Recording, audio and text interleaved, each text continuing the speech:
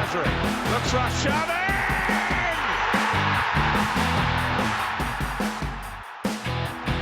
Gabriel Martinelli jusqu'au bout. Oh, il a fait l'exploit de Gabriel Martinelli. Le coast to coast façon NBA pour relancer les Gunners.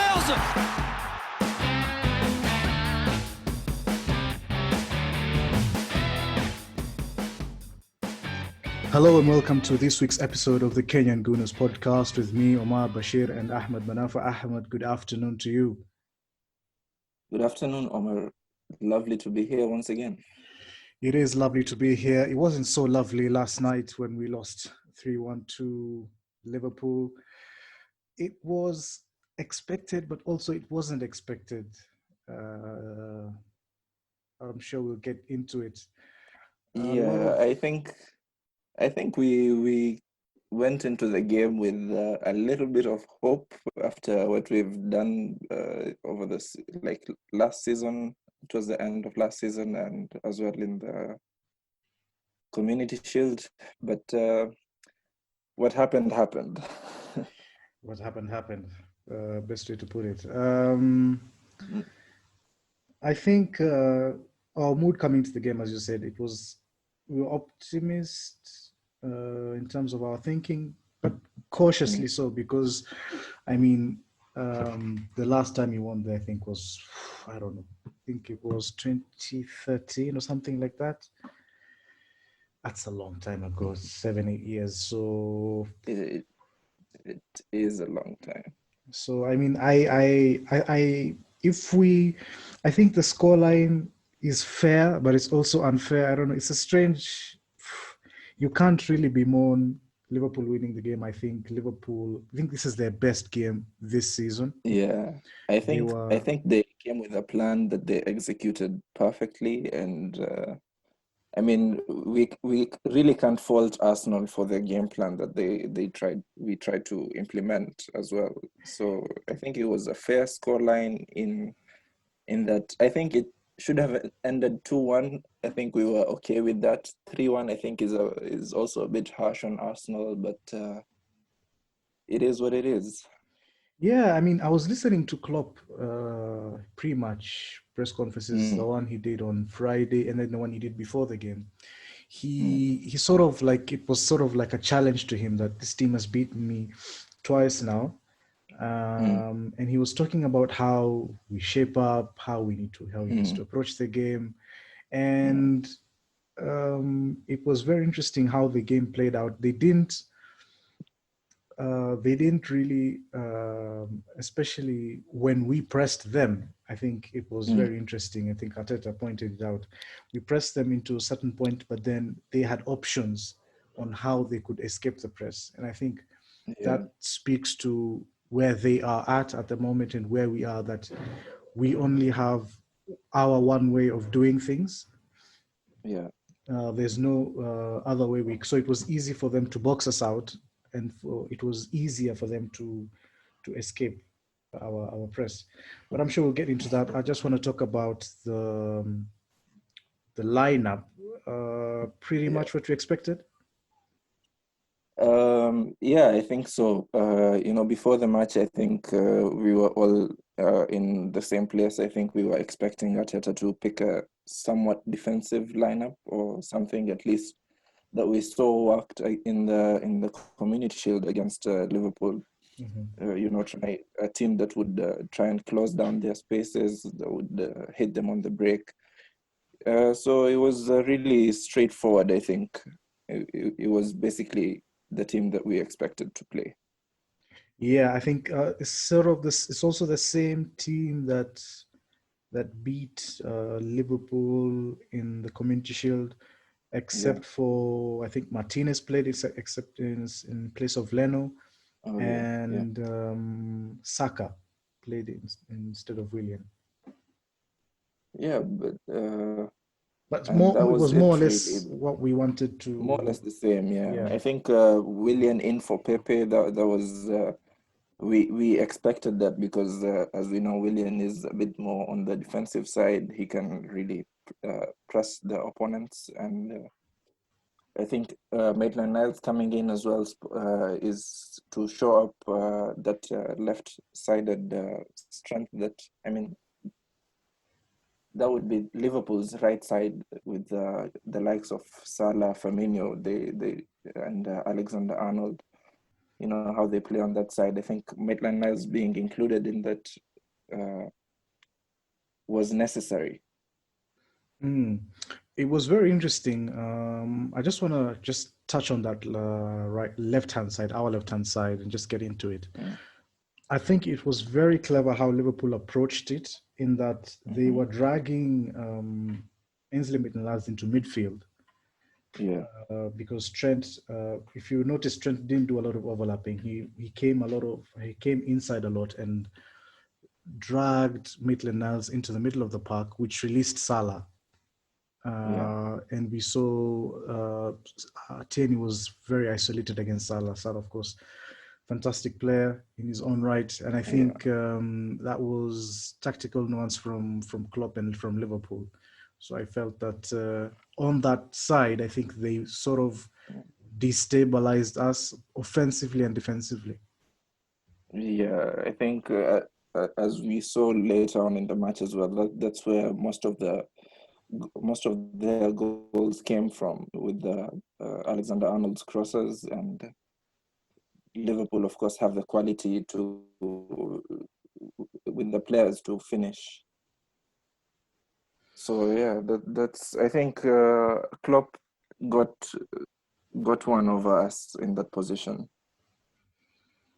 Yeah, so the game starts pretty much how we expected it to start. Liverpool on the ball. I think they trying to move us around. We stayed resolute. And then in our first foray forward, I think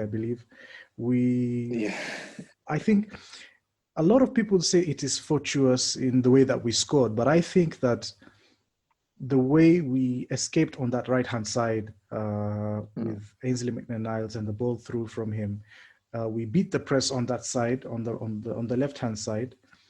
Xhaka plays a fantastic ball into Laka, who plays another a fantastic ball into Ainsley Maitland-Niles. And that in itself, I think I want to concentrate more on that than more on the mistake made by Robertson. I think that created the opportunity for us to be in that situation, for Robertson to make that mistake. Yes, on another day he clears it, but I think the build up to that moment is underplayed a lot. Yeah, I agree. I mean, this is something that we've seen Arsenal do time and time again now. It's not the first time we've seen it happen. Playing in our defensive third and then moving the ball up quickly in counter-attack fashion, finding the ball with Lacazette, passing it on to Maitland-Niles, back to Lacazette. I think that's characteristic now, we can say, of how Arsenal have been trying to play. And you're right in terms of we shouldn't focus more on Robertson's mistake, because the chance came from our play. And I think also Ian Wright during the halftime talk mentioned the same thing. I mean, if we were going to beat teams like Liverpool, who have a really high press, who are really dangerous, the only way to beat them is to break through their press the way we did and create the chance the way we did. And it fell kindly to us, and we took our chance. Yeah.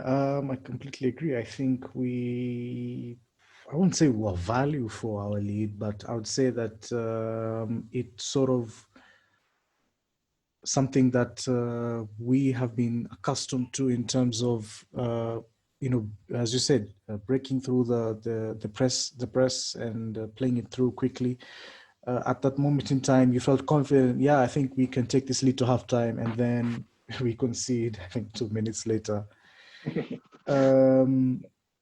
What do you make of their goal? It was Mane, right, who scored first? Yeah, it was Mane who scored first. I think it's poor defending from Tierney. I think he gets wrong side of Salah, And I think it's something that I have noticed of him since he's come on. I think the only blemish I can say of Tierney is that in that sort of situation where he sort of gets wrong-sided by the attacker. I've seen it happen once or twice. This time Salah was too strong for him. Leno saves well. I think maybe he can parry it farther, but I think it's Tierney there mostly. And then I think Bellerin isn't aware where Mane is. He loses Mane. So I think a lot of small issues, which culminated in This the goal. this brings me back to what you said earlier about Maitland-Niles. I mean, the ball initially came from Trent. Yeah. So Maitland-Niles, had he not pushed up and stayed back to support Tierney, he wouldn't have left Tierney isolated. Hmm. You understand? Yeah. Yeah. So him pushing forward to press Maitland-Niles created that space for Liverpool, and they exploited it in clinical fashion. And you're right, Leno does indeed have to do better, but at the same time, I don't think I would really put any sort of blame on Bellerin. I think Bellerin was covering Mane, and sorry, he was covering Firmino, I think. And Willian was the one who was supposed to track that run of Mane, but he wasn't. I think we saw later on when Robertson scored, it was the same situation where Robertson's run wasn't being tracked by Willian. Yeah. That was the second goal. Yeah, second goal. I think Yeah. Alexander plays a fantastic cross. I think we can nitpick, we should be covered or whatever, but I think it's a brilliant ball in. We don't deal with it particularly well, and then it comes to Roberts. I think William, as you said, goes to sleep, doesn't really track the runner, and fair play to Robertson. It was a very good finish, for a defender. It's a fantastic finish from him. Maybe he can give Alexander Lacazette some tips on how to finish one-on-one with the goalkeeper. Yeah, definitely. It was a very well taken goal. I mean, Alexander Arnold, what a cross from him. I mean, we know what the boy can do. I think we gave them too much space to do what they can do, and they really took advantage, and they went one up ahead at halftime. Yeah, I think before halftime, I think we're looking a bit shaky. I was glad the halftime whistle came. I think we were sort of going through the ropes at that moment in time. But we came after halftime resolute. We sort of stayed in the game. There was an early chance for Man. I think the first 5 minutes of the second half. But overall, I think we limited them. We limited chances. Yes, they had shots, but they weren't really quality shots that really threatened. And with 10 minutes to go, we sort of grew in the game. Substitutions, of course, had a part. Yeah, substitutions. Yeah. When Ceballos came on for Xhaka, what do you make of that? Did you think it was the right call at the time when it was being made? I Or did think you so. think maybe El Neni should have been the one to I make thought way? I thought it was strange that Shaka left the pitch, but I think maybe it might speak to sort of how Shaka's performance is on the game. I don't think he was bad, but I don't think he was good either. He had a few misplaced passes. The Liverpool press it sort of targeted him because how Liverpool pressed, I thought was very interesting. At times, they would leave Luiz and Holding to have the ball. They wouldn't press them. But once the ball came into midfield, into El Nene, into Xhaka, they really pressed. And Xhaka, we know, is not very good on pressure, especially in the middle of the park. So I felt that he didn't really have the best of games. I'm not saying he had a bad game, but he didn't really have a good game. So that sort of made sense to bring Ceballos on. And then maybe, of course, maybe Xhaka will play on Thursday. That sort of played in my mind. But I think it was more to do with his performance on the day. Yeah, I agree with that. I think, and then once Ceballos came on, I think he really changed the game in our favor. I think we started playing much, much better than we had been playing before. Um, so in retrospect, makes you wonder why he didn't start. I think Arteta was too cautious with the lineup. Maybe he was showing a lot more respect to Liverpool. Um, but all that's in retrospect, of course. I mean, Yeah. the game had already happened. So Ceballos really did a good job, I think, when he came on. He really made a big difference in how we played. Yeah, I think so And because at the moment in time, I think Ceballos, even you think about it, even before the game, he offers more offensively. And first half, there really was nothing going forward. I don't think Obama had a touch in Liverpool's penalty box. It mm, was sort of dire in terms of our chance creation. I think we had 4 shots, right, yeah, the in whole game total. And in total. That's not so good. mm, I think I saw a stat last night. I think only West Brom have fewer shots taken so far in the Premier League, and that sort of wow, speaks to wow. um, a general sort of what we know about this Arsenal team. But chance creation is not really Yeah, good. I think we'll come to that later when we talk about what we need in terms of the midfield and maybe what it costs us in terms of chance creation and Yeah, everything. and you think about it Um, because mm, we're sort of in a good place in the table. I know it's early days, but if we yeah, had better chances or better chance creators in the team, I mean, who knows where we'd mm, be? yeah, But I'm sure that's something Edu and Mikel are trying to figure out as the transfer windows comes to a close. But we'll discuss that yeah, more, of course, later on. yeah. What did you make of the Lacazette's chances, both of them? Should he have done better? Do you think maybe it was a symptom of where Alisson was as well with his positioning? Do you think he did as much as he could I think with those chances? the first chance, which was offside, of course, in both chances, I expected Lacazette to put that in the net. I mean, we bemoan a lot of things about Lacazette, but I don't think his finishing is something that we really, say that he has an issue with. I think he's a very good finisher. I was surprised the first chance how he took it. It was very languid. It was like he sort of had a lack of concentration on it. It's sort of like maybe he had a lot of time to think that he overthought. And then the second chance, the second one, that Ceballos was played him in. yeah, Sabas played Ceballos him in. It played was a him in. fantastic He was ball. through on goal. Yeah, I think the first touch betrays him. I think the first touch, if you Mm, want to take it beside the keeper, I think he needs to take a better touch, take it outside of the keeper. mm, If you want to go outside the keeper, take it outside the keeper. Then you make the keeper commit. But his touch there really doesn't move the goalkeeper in in any any way. favors. Yeah. So, and then I think the first chance was in his head, so he just decided to lash it, and it just goes straight to. He needed to be a bit more composed in that position. Mm. So I think there were poor shots. And when you come to Yeah, I Anfield, think. you really need to score those if you want to have any chance in the game. I mean, at that Yeah. point, it takes us to 2-2. Who knows how the Mm, game plays? We could draw the game, we could win the game, mm. But it's now just a footnote in the game.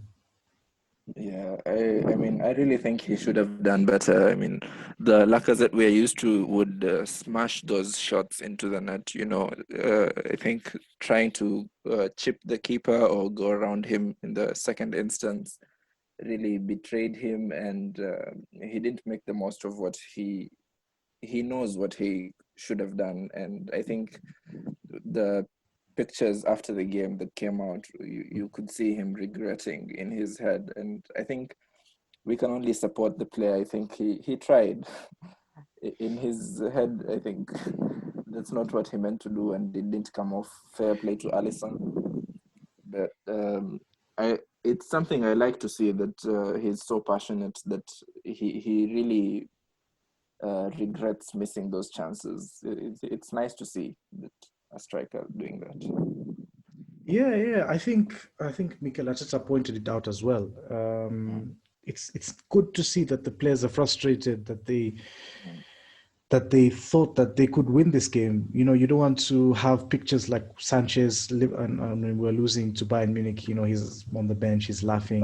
You don't want to see that. You want to see the players upset. You want to see them distraught. And that shows that they care. It shows that they believe they could come here and get something from the game.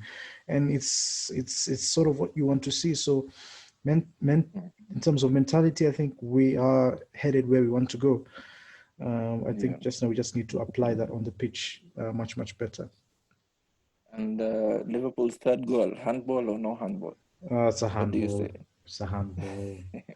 But, I think the fact that it's not been talked about, yes, I think It's in Liverpool, retrospect, not really Liverpool. Okay, I mean, if I'm being conspiracy theorist, which sometimes I am, but I think at the time, I think Liverpool, as you said, I think they deserve the win. This sort of nitpicking, but if you are to follow the rules, I mean, it's a handball. It's not even looked at. If Arsenal score that, I can assure you that will be checked at VAR. So yeah. And another thing, earlier in the game, the Mane elbow to Tierney, shouldn't that have been a red card? Yeah, it's a red card. I think if poking somebody with your forehead leads to a red card, what about an elbow that smashes you in the jaw? I mean, and that was actually raised, and there was definite intent in that, I think. Yeah. And I don't know. I think in those two decisions, they should have done better. I think had it been the other way around, I'm pretty sure Arsenal would have gotten a red card and goal disallowed. Yeah, but this is not to take anything away from Liverpool. I think they performed exceptionally well. As I said, I think it's one of their best games. This is their best game this season. But I think those two calls were incorrect from the referee. At this moment, really, I'm not really surprised. I think the level of refereeing in the Premier League is pretty abysmal, and I think we'll be seeing more of these in the season to come. So 3-1. Wait, we've not discussed the third goal, have we? Oh yeah, we have the handball. Good finish. Maybe should have been closed in earlier. Yeah, so when the ball comes in from Alexander-Arnold, I think it's not dealt with in the best possible way. I think Luis tries to clear, it doesn't go far, it just falls onto Diego Jota. I think the Arsenal defense and midfield from that point somewhat sleeping, they're caught off guard. I don't know really what happens at that point. And of course, we know Jota's quality and he finishes it. It was a good goal, but I think the handball should have stood. Yeah, handball should have stood. 2-1 should have been the score, or whatever it should have been. But overall, I mean, a fair sort of performance, what we expected. I think the good thing that we went there, we didn't let them, do whatever they wanted to do. I think we sort of limited them in terms of the ease of getting through us. We made them work for it. And I think that's something that's growth. That's growth and something that we can think move. With the last podcast, I remember we had talked about it. I think all we wanted from Arsenal, we knew that it was going to be tough and that we would probably have lost, but all we wanted was fight from the Arsenal players. And I think the first half was maybe not what we expected, but the second half was more what we wanted. And I think it was a really spirited performance in the end from Arsenal. I think we really tried to play to our best levels. Oh yeah, sure. I think we should leave it there for part one. Anything else you want to discuss from the game? Wait. Yeah. Who was your Arsenal man of the match?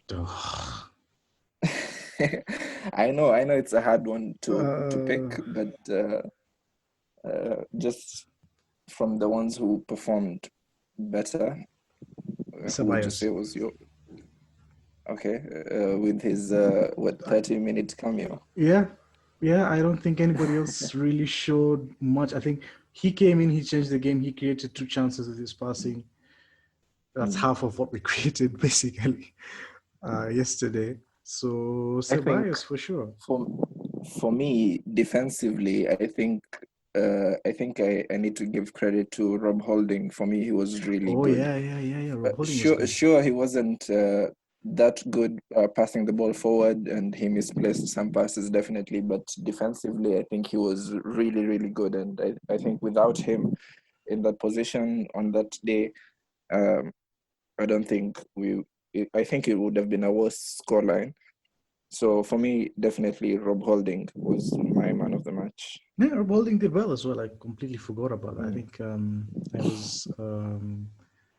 I was encouraged, shall we say, with his Mm. performance, and I hope he's able to build on that. I think staking a claim to the starting position. Yeah, So yeah, part one done. one done. All We right, can move we on to will. part two after a break. Yeah, we'll be back with part two right after this.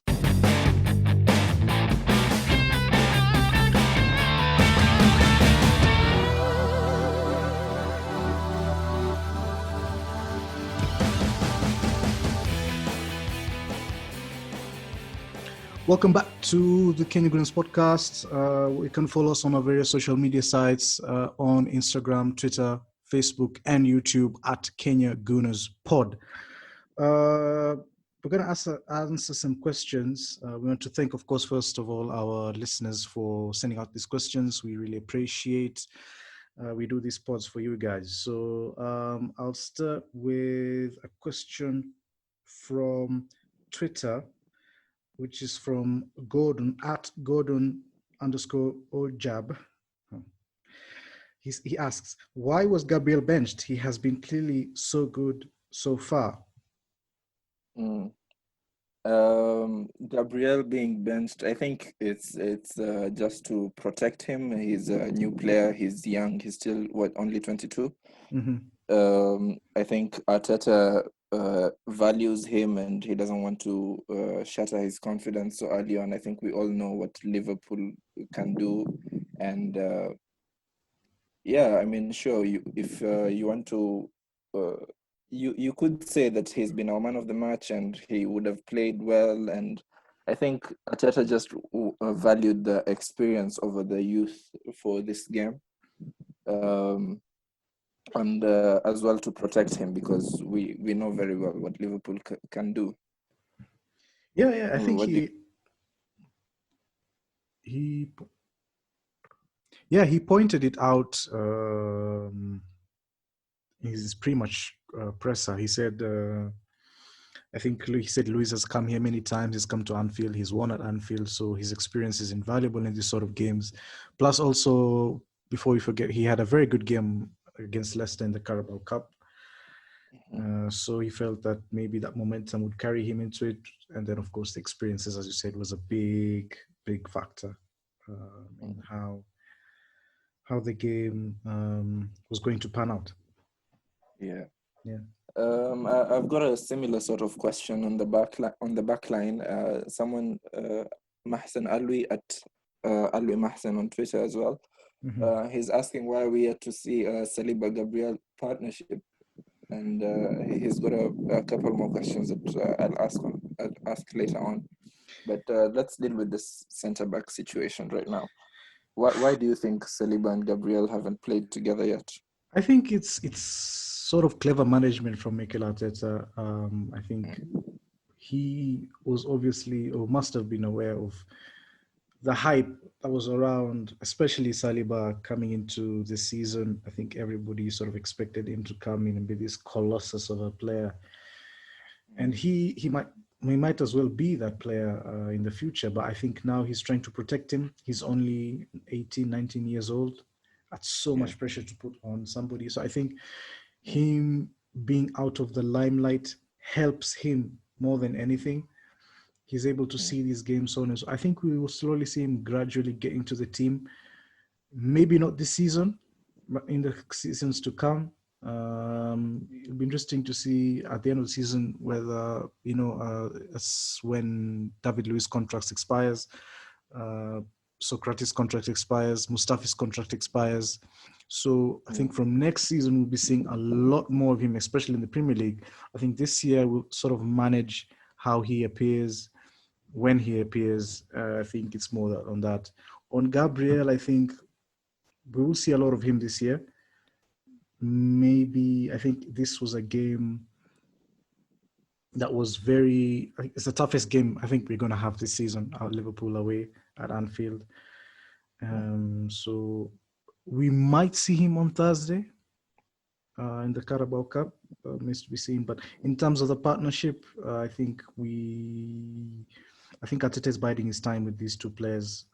He's giving them time to, they don't know the language, of course, both of them. So it's difficult to just throw them into the fire.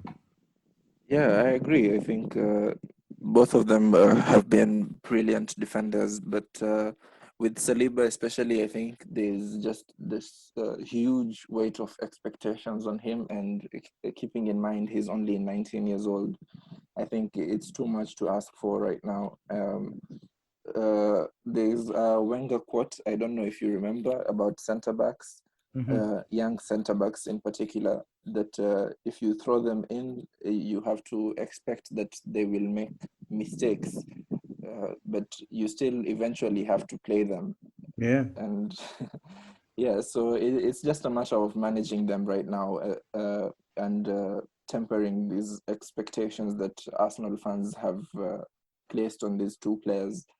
I think we might see it maybe in one of the cups, maybe early on in the FA Cup run or in the Europa League, maybe. But for now, I think we'll still see Luiz maybe Holding and Tierney in the back three. Yeah, of course. I think as well, in terms of the Wenger quote, you don't want your young defender to be making mistakes against Liverpool. If he's going to make mistakes, it's probably against Midtjylland in the Europa League at home. Yeah. So something that can be covered. Exactly. So we just give them time, and I'm sure they'll come good. I'm going to go to another question, which is from Instagram, of all places. It comes from Nawaz Muhammad, at Nawaz_Muhammad. He says, he asked two questions. I'll just ask them. He asked, what went wrong after a promising start? And why is it that every season Arsenal show fans good play, and then for a few weeks, and then they pull an Arsenal on them?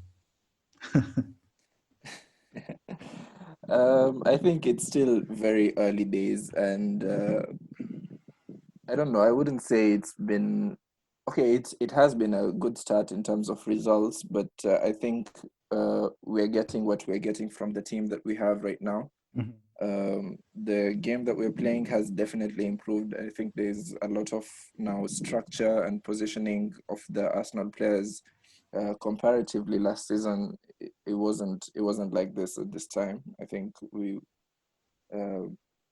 I think it's too early to call that we've already lost it, having played Liverpool of all teams. I mean, they're the champions of England right now. So I think it was actually a very spirited performance from us. And sure, we could have done better, but I think the gulf in quality as well speaks in terms of the result that happened last night.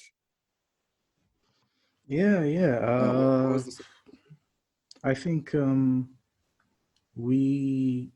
it's important to realize where we are at as a club.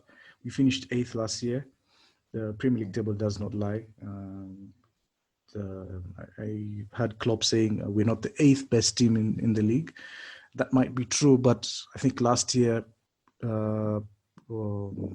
Wolves were better than us, Leicester were better than us, so it was deserved that they were ahead of us in the league, and we have to prove otherwise this year that we can be better than them. We know we can, but it's just a matter of doing it on the pitch every week in the Premier League. So I don't expect us to be challenging for a title anytime soon, but I expect a massive improvement from last year. I think that is the minimum requirement. Yeah, and he mentioned something about Arsenal pulling an Arsenal. Yeah, we've sort of been doing that for a long time, so I don't know. Yeah, Maybe Mikel I mean, Arteta changes that. So maybe pulling an this Arsenal is is winning a league. against this is against Liverpool. I mean, you have to remember that at Nawaz. So yeah, just temper your expectations. I think we are yet good. I think if we do invest this season, I think we definitely will see an improvement, as you have said, Omar. Yeah. Is it my turn or your turn? Okay. I have one. Mm-hmm. At Ahmad00 Mm-hmm. from Twitter. What do you think of the 3-4-3 formation? Good question. I think it's very important to point out that we play the 3-4-3 when we're out of possession. I think when we're in possession, we play sort of a 4-2-3-1 formation, where the back four is basically last night it was Luis and Holding at centre back, and then Bellerin plays at right back. Tierney pushes out, becomes the left back, and then we have a midfielder in Ainsley Maitland-Niles, but he overlaps on the left. Aubameyang, Laka, and Willian sort of become inverted forwards, especially Aubameyang and Willian. And then we have the midfielders of El Neni and Shaka, who sort of a base two at the base. So it's sort of a defensive shape. I think it's a good defensive shape. It's very interesting to see when he gets, or if he gets, especially the midfielder that he wants. I think we might see a defender being sacrificed, because we do play with a lot of defenders in this formation. So, I mean, if we see a Husam Awar come in, you'd think that he would sacrifice a defender for him, or any offensive midfielder that we might acquire. I think it'd be interesting to see which defender will be sacrificed. But I think the 3-4-3 for me is sort of like, it's what we've got. It's sort of these are the players we have. This is the best system that I can use to play with them, and it's what we're using basically for now. I think it's a temporary formation. I don't think it's what we're going to be using in the future, but I think it's what we're using now, until I think we get where we want to be in terms of our squad. Yeah, you're right there. I think it's a formation that came out of necessity with the kind of players that we have. But at the same time, the way Arteta is doing it, it's you have to understand it's a very fluid formation, right?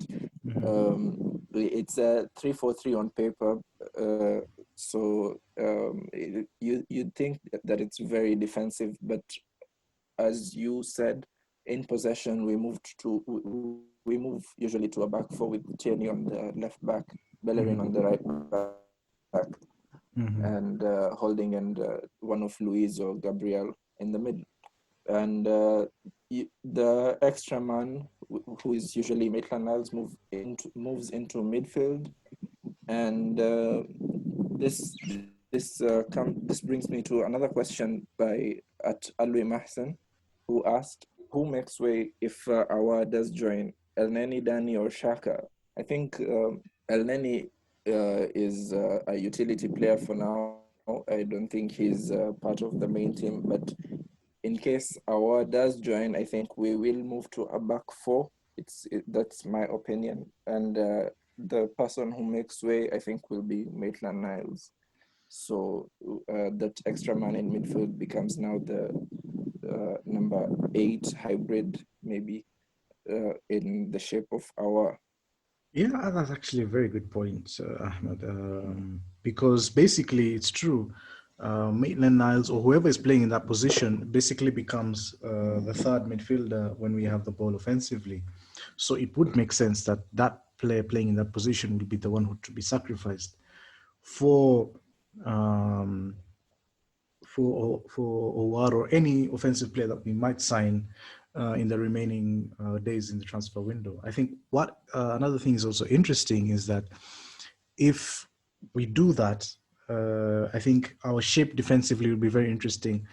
Will that mean now that perhaps would see, because I'd expect Shaka to play, would we see Shaka potentially become a third centre back when we don't have the ball? And then we'd see Tierney now being pushed onto sort of a left wing back. So in the middle, we'd have the two centre backs and Shaka making a back three. And then in the middle of the park, we'd have Owar or whoever attacking midfielder that we may sign, together with Ceballos, sort of initiating the press. We know they have legs on them. So initiating the press and then having the ball, creating the chances from deep. I think that could be interesting to see how defensively we could shape up with a signing like OR. Yeah, I think if you remember how Arteta started, it's basically what you've just said with the Shaka moving back into sort of back three. The thing I like with Arteta's formations is that they're very fluid, and what the team, the kind of team he puts out on paper is not necessarily that same formation that you expect. It usually changes in the game, and that's something I really enjoy. It's not one particular style of play that we have. I think the players that we have right now, as I said, it's more of a necessity thing. So he's playing I think what we're doing is we're playing to our strengths, and right now this is what works. Yeah. Yeah, absolutely. I'm gonna ask another I think question. yeah, that's you. Yeah, Yeah. from Sifa.anamayang at Anam at Anam underscore Sifa on Twitter. Should Sounds Oba like Obama. yeah. They ask, should Oba continue playing in the wing? He clearly said he prefers playing centre forward, and sort of in the same vibe. I think Mahsan Ali at Ali Mahsan, he says, can Arsenal use Willian and Pepe both on the flanks while Oba plays up top? Sort of this sort of question always comes about when the striker has a bad performance. Yeah. But what are your thoughts on it? I think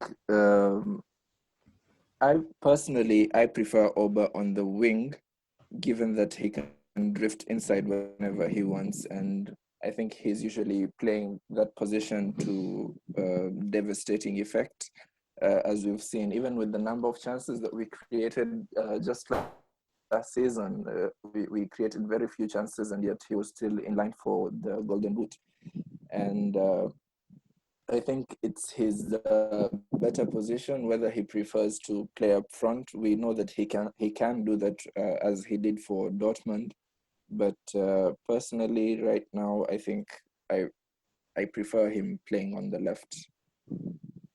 Yeah, as well. What Arteta demands from his centre forward, I think, as brilliant as I think Aubameyang is, I don't think he can actually do what Lacazette or Nketiah does in the middle of the park in that position. Yes, you want him centrally, but I think when we play, I think he eventually ends up centrally. I think it's just a matter of perspective. Yeah. On the Willian and Pepe thing, I think they should share that right hand spot. I think it should be sort of a challenge between them. Willian started well, but I think the last two games he's not really had a very good game, in my opinion. Um, so I think it'd be interesting to see. I think Pepe will start on Thursday. If he has a good game, I think it's questions for Willian on Sunday against Sheffield. I think on the left-hand side, I think we should leave it to Oba and then the youngsters, Saka, and then eventually Martinelli when he comes back from his injury, sort of to create that competitiveness in the squad. So I think I agree with you. Oba for me should be on the left as long as, because when he plays there, he's sort of the most advanced player whenever we have the ball. So it doesn't really hurt us. Yeah, I think Yeah, I'll and agree with that. the thing is, he always drifts in centrally, as you said, and the kind of balls that we've been playing to him, usually he is the furthest man forward, and we create enough space for him to run into, and it's something I'm sure he enjoys. And he spoke himself about how Arteta spoke to him about the kind of game he will be playing, and he clearly chose to stay. While playing on the left for Arteta. So that speaks to what they're doing right now at Arsenal and what Arteta is doing in managing these players. I think for the team right now, he's better placed in that left-hand side. That's all we can say for now. Right. Your question? There's a question again by at Alwi Mahsen. He's really asked several questions. He's asking, should Nketiah be selected ahead of Lacazette? Bearing in mind Lacazette has now 3 and 3. What do you think?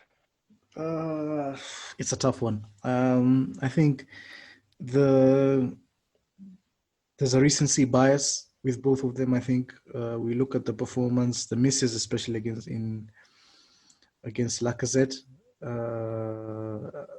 He scored a goal, but he had a huge chance that he missed.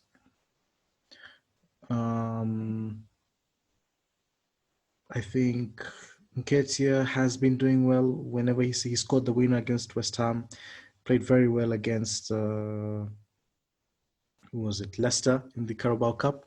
So and he scored as well. Yeah, he scored as well. So I think he's looking better, but I think Lacazette, you want to get Lacazette in that rhythm. So I would hold off Nketiah for now. I think I would like to take the Liverpool game with retrospect and sort of compartmentalize it in terms of it was a big game.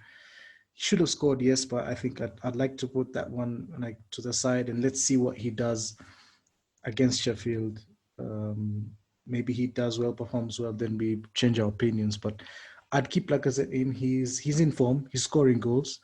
So keep him in there. We want our number 9 scoring goals. So I'd keep him in just for now. But I think Nketiah is really giving him a run for the money, which is what we want from the team. We want, to give the manager headaches in terms of team selection. Yeah, and definitely I think Nketiah is really pushing for it. He's really been doing a job when he's been called on, and I like the look of him. I think he's already scored 2 goals. Like I said, has 3. There's not really that much between them. I think Nketiah has younger legs, so he's better for pressing. I think that's why we wait for him usually to come on in the dying minutes of the game, so that he can harass those defenders of the opponents. And usually it works, as we've seen now. So yeah, I think I like both of them, but for now, Lacazette remains the starter. He just edges it. Yeah, he will start, I'm sure. Nketiah, he will start on Thursday. If he scores and has a good game, then I think the question becomes more relevant for Sunday. So we just have to wait and see. Yeah. Any more questions? I'll ask this one because I just want to provoke people. It's from at Muha Abed on Twitter, he asks, what's up with Ozil? He can't even make the 18-man squad for the Carabao Cup. The question of Ozil, I mean, when will it end? How many reports have we seen on Ozil right now? He keeps making headlines whether he plays. I mean, okay, I shouldn't say whether he plays because he doesn't. I mean, even if he doesn't play and he still makes headlines. So, I mean, there's not much we can say. Arteta keeps saying he picks the best men for the job on the day, and clearly he doesn't see Ozil as one of the best men right now. Maybe later we will see, maybe we won't. I don't know. Maybe there's some issues behind closed doors that we don't know of. I think that's not a topic that I really want to get into with Ozil. He's a player I like. He's a personal favorite player of mine. So I really don't know. What do you think about the Ozil situation? I think it's interesting because when the season started, he said it's a clean slate, everybody has a chance. So I think it surprised me, honestly, it did, that he was not even in the 18 for the Carabao Cup. I think in this point, I don't believe what Arteta is saying, that he's sort of picking the best team for the best blah, blah, blah. Because whenever he's asked about either Guendouzi or Ozil, I think he sort of like generalizes it. He doesn't really speak to them. He says, "Oh, the team's doing well, everybody's performing well." He doesn't say Ozil is performing. He says the team is performing well in training. So I think there's something that's going on that we don't know about. I don't think it's football related personally, because Ozil started all of Arteta's games before lockdown, and it's strange because we see him in the training videos and he's in the training videos, in the Arsenal Twitter page. I I really don't know what's going on. I think there's something that's, it's not football related. I think something has happened, and I think it is, I don't know, maybe this is asking too much, but I think it's sort of unfair to the fans, because I mean, the press, they keep on asking about it, and they will not stop asking about it until a sufficient answer is given, or Mr. Ozil plays. So I think I'm sure if you look at Mr. Arteta, he doesn't really like answering these questions. If he answers the question with a concrete answer, I don't think he'll be asked that question again. So I think for him, it's easy. I answer the question. Maybe he can't answer the question, it's sort of, it's a blemish, really. It's sort of like that, a nagging rash that you have, and it needs to be really sorted out. Because I think Ozil is a fantastic player. He is a fantastic player. And in what I think, even if you don't believe he should start in the games, which is fair, I can completely understand that, but he should at least be in the 18 to have as an option, in case you want to go down that route. Because you look at our midfield options last night, I think, and everybody, bearing in mind everybody was fit. It was El Neni, Shaka, Ceballos, and was Joe Willock on the bench? I don't think so. I mean, that's poor. I mean, none of those players are anywhere near Ozil's level, even in Ozil's current state and form. None of them are anywhere near his level. So I don't think he's out on footballing terms. It has to be something else. But I don't know. Mikel is in charge, and he, I suppose, is doing whatever is good for the team. We just have to trust in that. But I have questions for him on that. I think the sooner this gets resolved, the better for every party involved. I would want to see Ozil play, whether it's for us or for someone else. I really miss him playing. He's a joy to watch. That's the end. So I mean, the question of Ozil remains a mystery, and until we know more, we can't speak much about it right now. I think that's it for me. Do you have anything else? Do you want to talk about the match on Thursday, or do you have any more questions? No, I think let's go to Thursday. Arteta was asked about who's going to play. I think he said, I think we'll have to assess the players that how they came from. I don't think we'll see many people who started on Thursday. I think we'll see a sort of similar team what played against Leicester. Which reminds me, there's a question from Bahmaz Tariq at Bahmaz Tariq. He says, why can't the team start Ceballos who had so much quality? I think we might see Ceballos on Thursday. I don't know who he's going to start with. Maybe we'll see Shaka. Maybe we'll see Willock. I don't know. Maybe Willock is a bit too adventurous. Maybe we might see Shaka in there. We might see Gabriel come in. Cedric might be fit, so you might see him as well. Nketiah will start. I think Pepe will start. Nelson will start. Saka will start. It'll be interesting to see how that game goes, but I think it'll be more or less what we saw against Leicester. Yeah, and you know what I find interesting is it's a very young team that we are putting out with the likes of Saka, Pepe, Willock, Nelson, Nketiah. These are all youngsters, and they're actually very experienced. They've all played in the league in the last season, and it's still a good side relatively. No, it's a second string team, but it's still a good side, and I look forward to watching them play. Yeah. I hope the boys the best. I think Liverpool might weaken their team again as well, but it will be very interesting to see. I think we might see Thiago play Alcantara, so that I really don't want to see that at all. I don't want to see that at all. Yeah.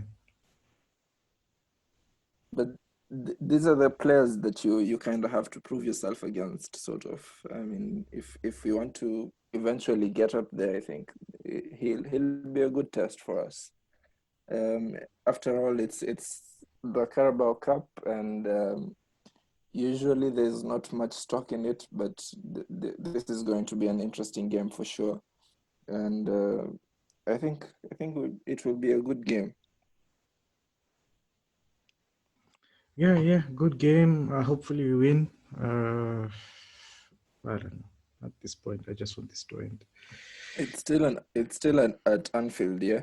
Yeah. Yeah, these guys have been staying in Liverpool for a week. So much fun. Can't wait to go to Anfield again. Yeah, I think that's all. There's not much really to say about the Thursday game. I think you've already spoke about the fitness, the guys who had fitness issues, the likes of Cedric, who will likely come back in to give Bellerin some needed rest.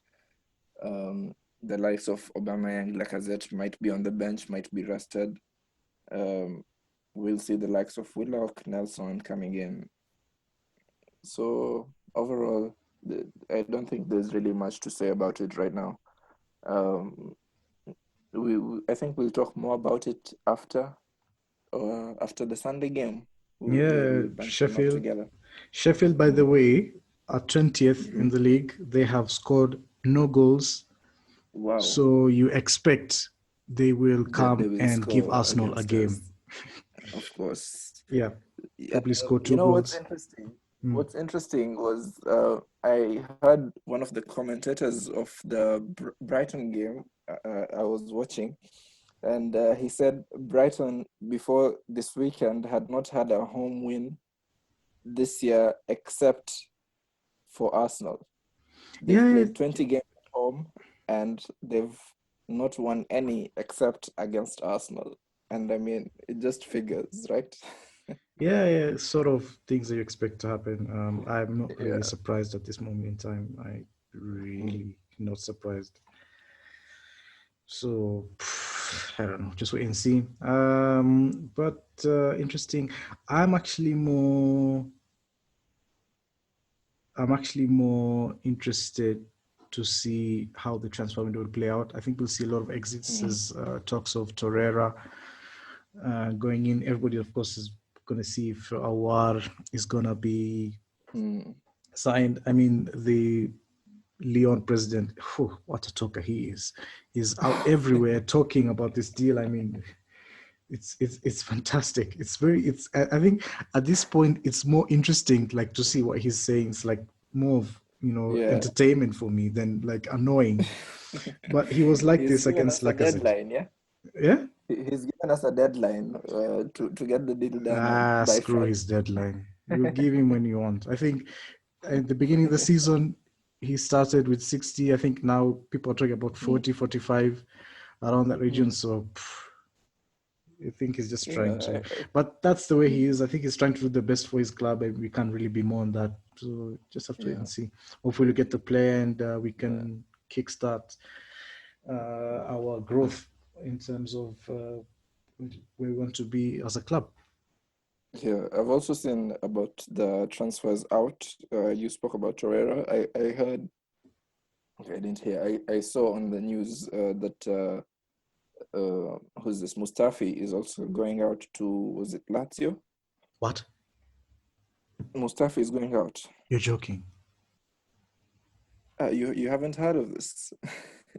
You're no, I have not. Okay, it's not 100% yet, but apparently there's been personal agreements between the player and the club. So it's just to get the deal over the line. Mustafi is going out. That is brilliant. The only thing I can say to that is this.